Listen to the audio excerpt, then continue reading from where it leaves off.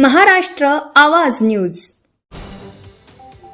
शहादा तालुक्यातील वडाळी येथे अन्न व औषध प्रशासन विभागाने धडाकेबाज कारवाई करत 2 ठिकाणी छापा टाकून तब्बल 4,14,998 रुपये किमतीचा विमल पान मसाला व सुगंधी तंबाखूचा साठा जप्त केला।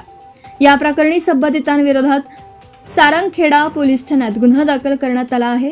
अन्न व औषध प्रशासन विभागाला वडाळी येथे प्रतिबंधित पान मसाला व सुगंधी तंबाखूचा साठा असल्याची माहिती मिळाली होती। त्यानुसार पथकाने कारवाई करत उमाराम झवर यांच्या मामाजी ट्रेडर्स या किराणा दुकानाची तपासणी केली। दुकानासह गोडाऊन तसेच गोडाऊनला लागून असलेल्या घराचीही झडती घेण्यात आली। या तपासणीत 4,12,948 रुपये किमतीचा विमल पान मसाला व सुगंधी तंबाखूचा साठा आढळून आला। पथकाने पंचनामा करून संपूर्ण मुद्देमाल जप्त केला। मोठ्या प्रमाणात प्रतिबंधित पदार्थांचा साठा आढळल्याने परिसरात खळबळ उडाली। यानंतर पथकाने ज्ञानेश्वर माळी यांच्या पान टपरीवरही कारवाई केली। येथे सुमारे 2,050 रुपये किमतीचा विमल पान मसाला व सुगंधी तंबाखूचा साठा जप्त करण्यात आला।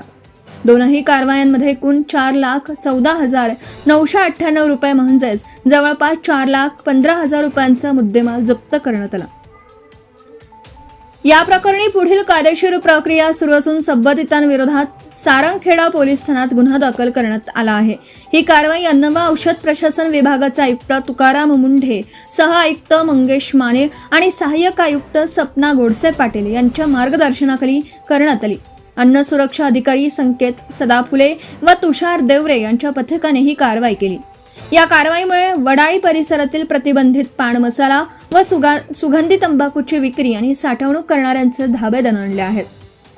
नागरिकांच्या आरोग्याच्या दृष्टीने अशा पदार्थांच्या अवैध विक्रीवर प्रशासनाने नियमित तपासणी करून कठोर कारवाई करावी अशी मागणी नागरिकांकडून होत आहे। Subscribe now and press the bell icon. Never miss an update.